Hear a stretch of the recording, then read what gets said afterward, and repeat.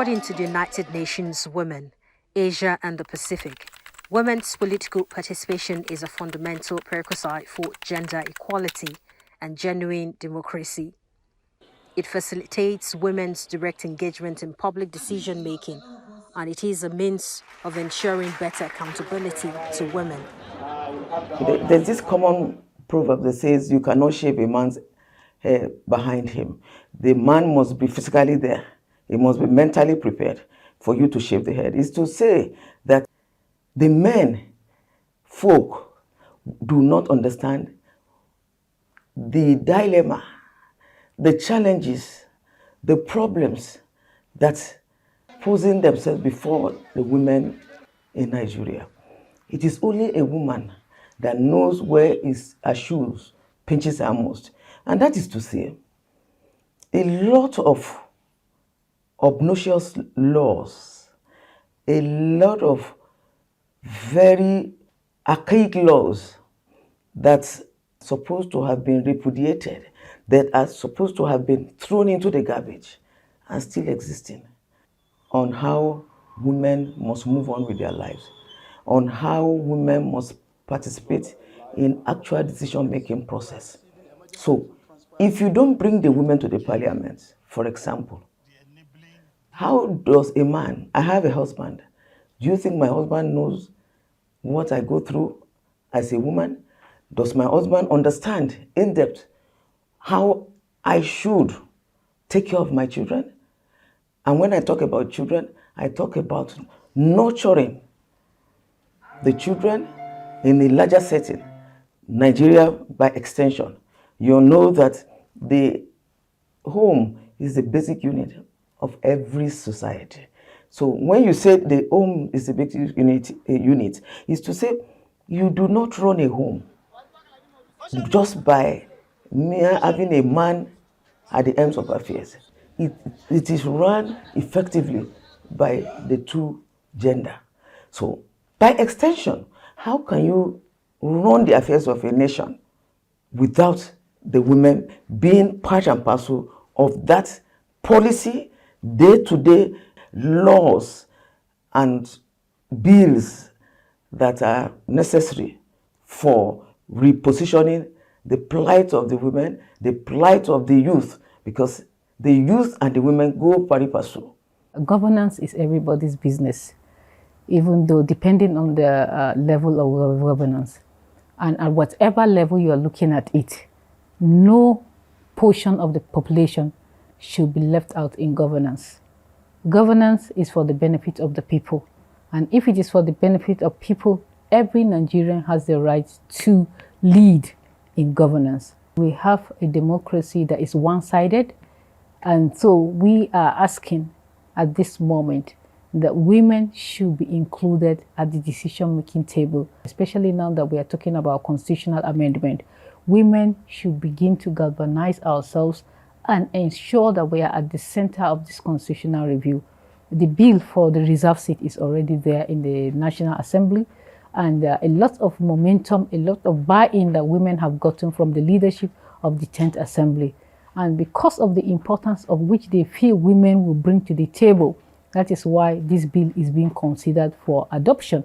We have competent Nigerian women. We have very intelligent women with capacity, pedigree, credibility that can occupy various government positions, not just at the elective level, but even at appointed positions, even in the public service.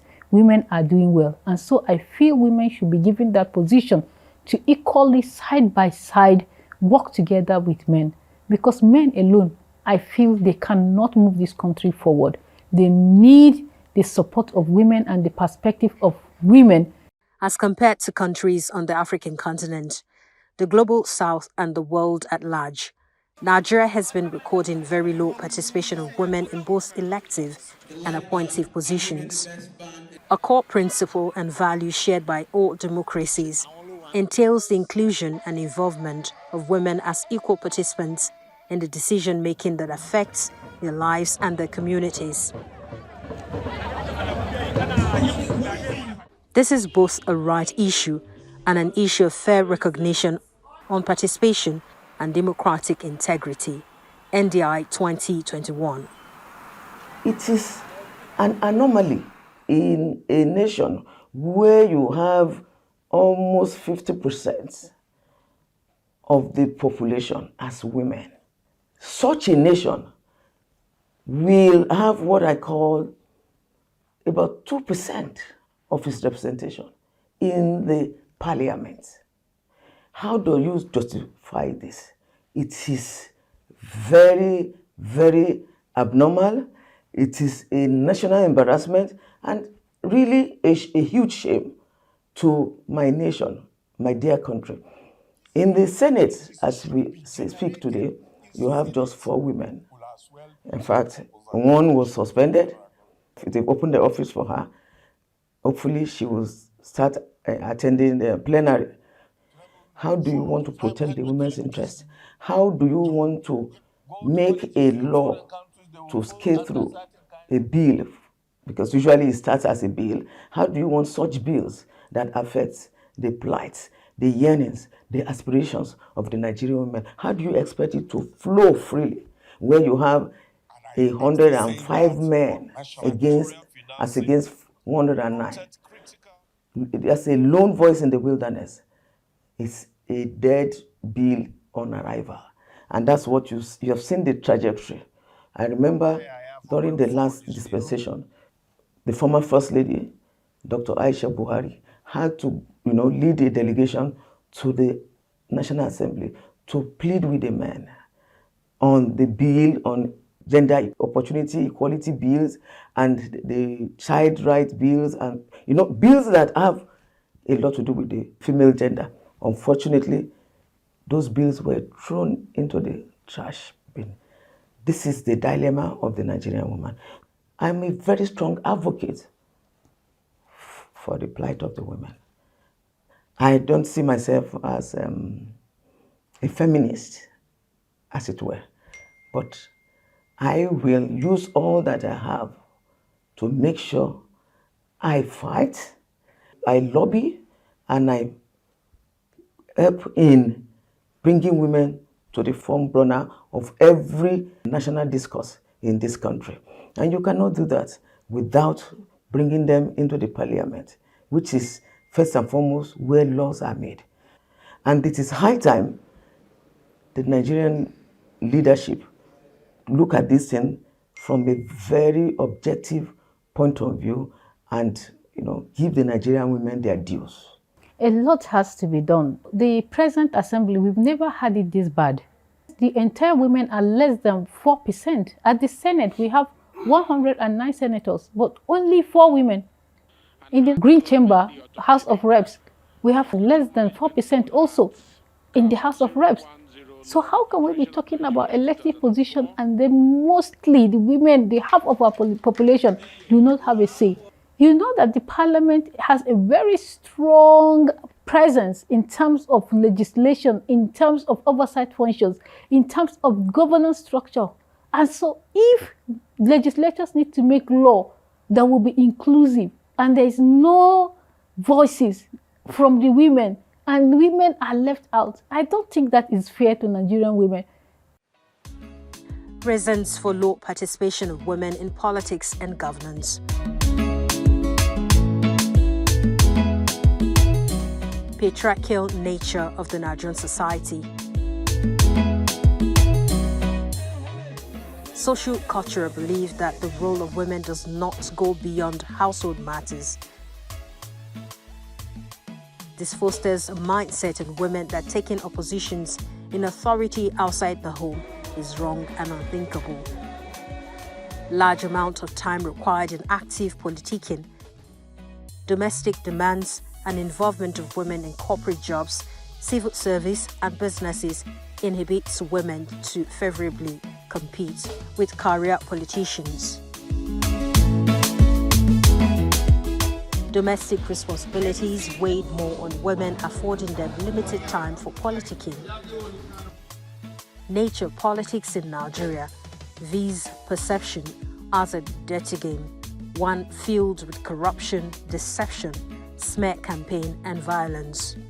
The high cost of contesting elections in Nigeria starting from the party primaries up to the main election, nomination forms, and the actual cost of prosecuting the elections is usually to the high side, disenfranchising women. Voter bias. Women usually face unfavorable voter attitude, inadequate support from political parties towards women. A paradigm shift is required to upturn these unfavorable and worrisome realities. Women are never and will never be each other's enemies. It's a narrative. You know what they call divide and rule? Somebody will create a narrative and be pushing that narrative out there so that everybody will believe. If I can't reach you, I will create a chain of enemies against you. That's what they've done for women. And they will keep saying, hey, women are their greatest enemies. Women are their greatest enemies. Let them show me women that are their greatest enemies. Men, don't they have enemies? Have we ever used those scenarios to say men are their greatest enemies? We just say, oh, somebody has an issue and he died. But there's no narrative to say men are their greatest enemies. Women have differences like any other human being. I have my differences, you have your difference. So we can't all be the same. Because after all, women are not even a homogeneous group. We are different in our experiences, in our realities. We are different. I am an urban woman. You understand me? And a northern woman. And you can't compare me with another woman from the south. Our experiences differ. How I see life, my worldview will be different from hers. There's nothing like competition. There's nothing like being enemies of each other. But what I want for us to do, and which we have begun to do, is to put our differences aside, to come together, to say, yes, these differences exist, and you can't take it away from us. But that in spite of our differences, can we for once work together? Because of this bill, nobody is thinking, oh, I'm a northern woman, I am a southern woman, I am an eastern woman, I'm a western woman. All we know is that we are Nigerian women. And all we need is what? We need to be there where decisions are being made. And we need our voices to be heard. And that's what the major concern we have right now. When we sit together as women and we go into lamentation, we go into bickering, murmuring about us being marginalized, I say the truth to them. And I say, look, let's look at each other's faces and let us be brutally frank with one another.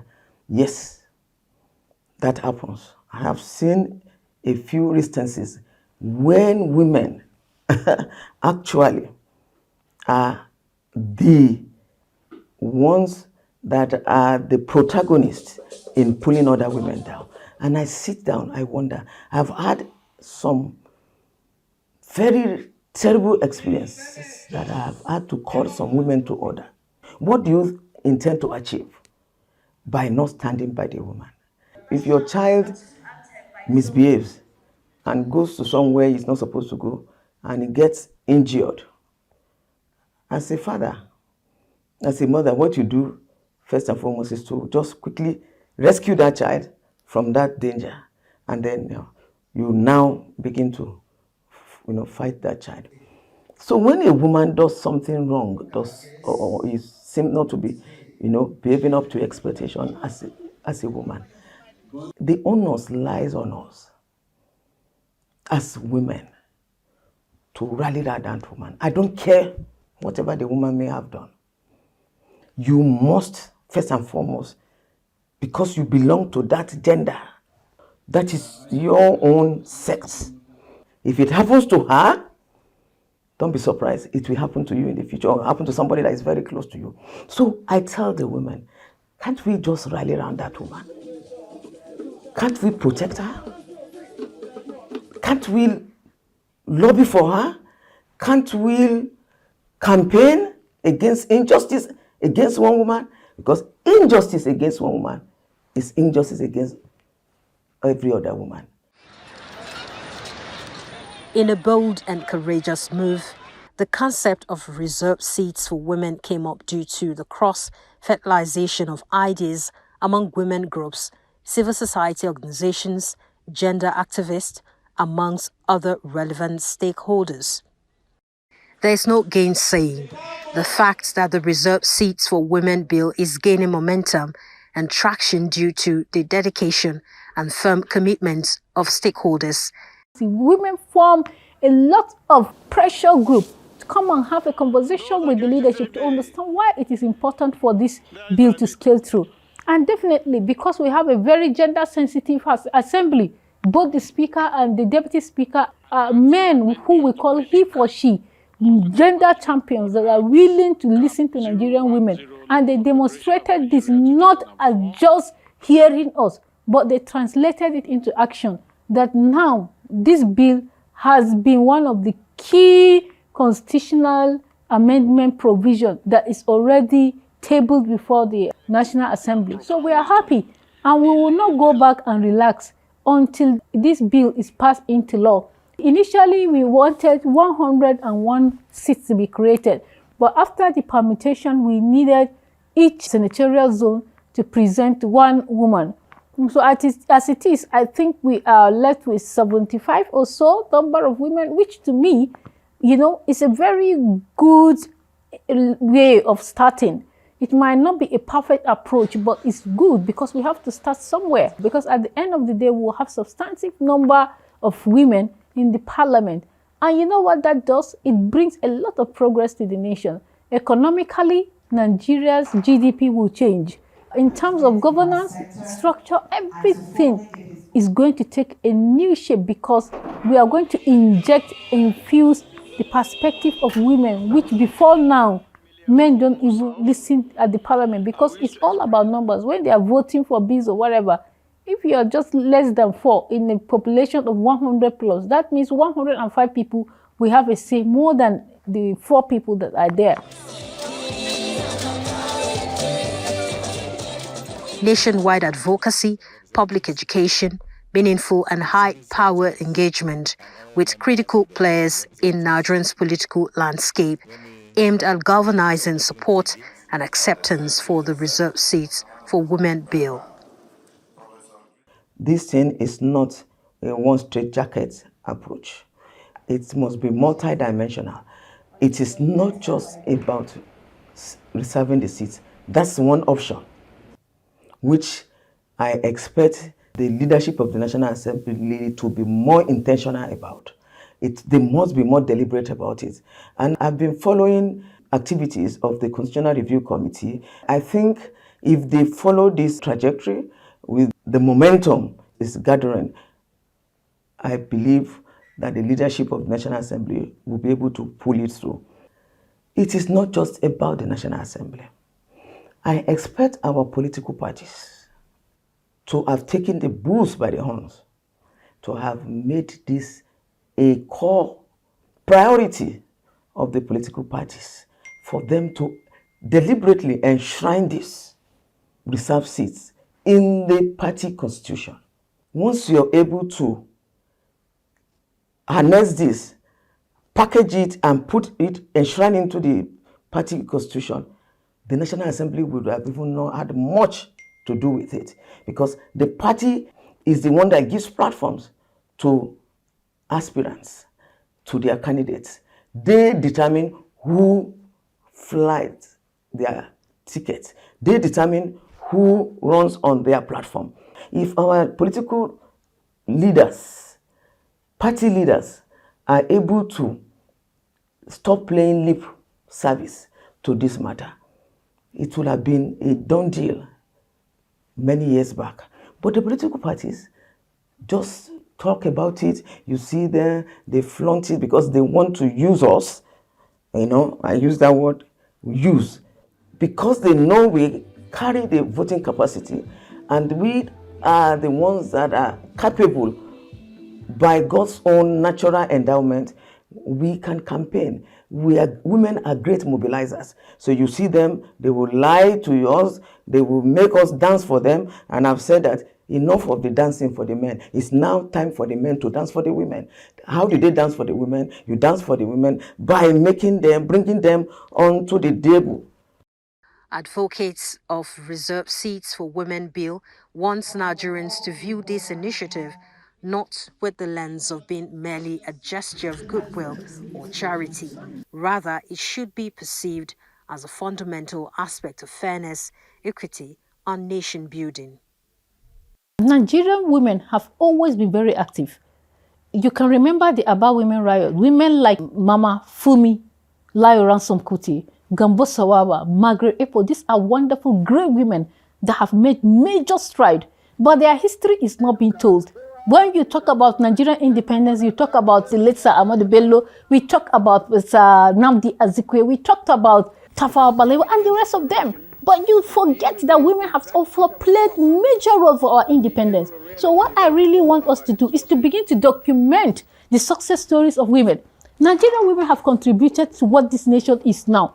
In every aspect of our economy, we have contributed.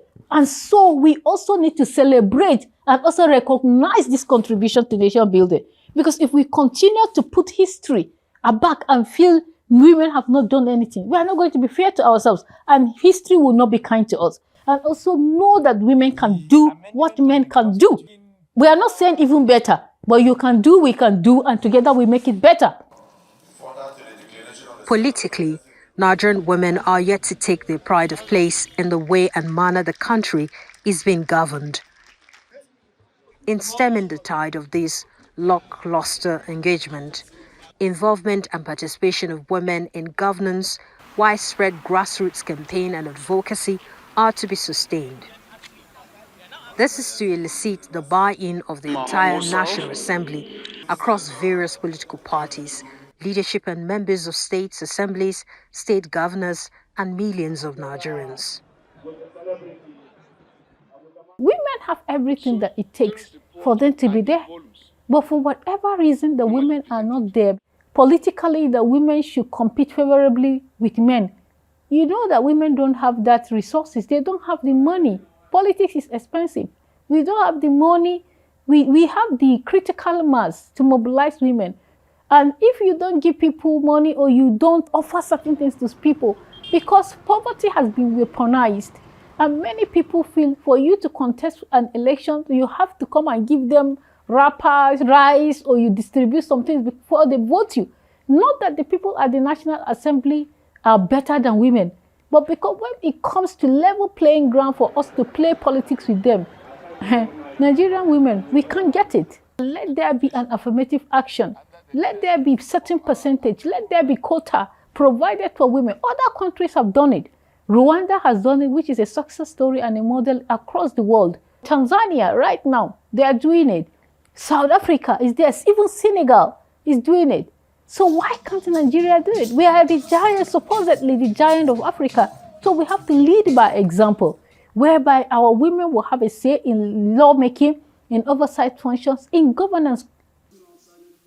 Amplifying discussions around women representation and participation, as well as advancing the conversation towards genuine inclusivity in Nigerian politics, is of tremendous importance now.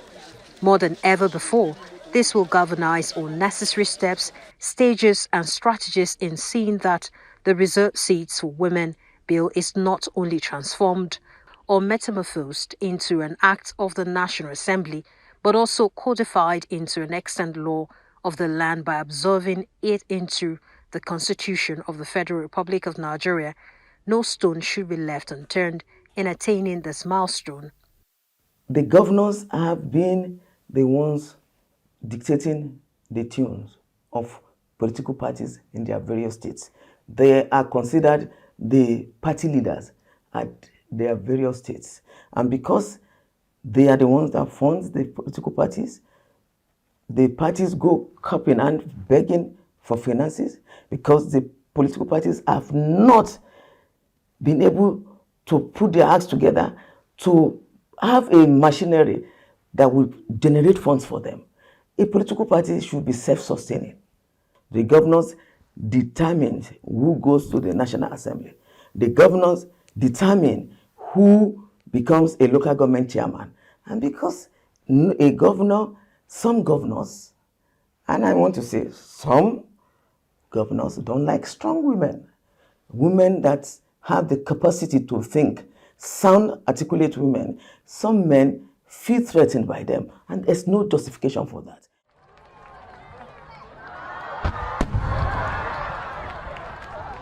As Nigeria celebrates her 65th independence anniversary with the theme All Hands on Deck for a Greater Nation, The vision to upscale the involvement and participation of women is apt and in alignment with the yearnings and aspirations of Nigerians.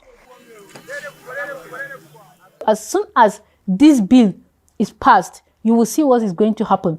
Those differences that before now used to exist, they no longer be there. Those barriers we used to have will no longer be there. Because when everybody is progressive, we have an agenda, we have a plan, we have something to achieve that is beneficial to us as women and to our communities, to our family. Who will be there talking about things that don't make sense? Women for women and women for men. We can't do this without the help of the men. And that is why I am appealing to our fathers, appealing to Nigerian men. Please support us in this cause so that tomorrow your home will be better. Our children will be better. Nigeria will be better. And that will translate to an image outside that people will look at Nigeria and say, yes, this country is going far and faster than we expect. Let's accommodate the voices of women and other vulnerable groups. Happy 65th Independence Anniversary, Nigeria.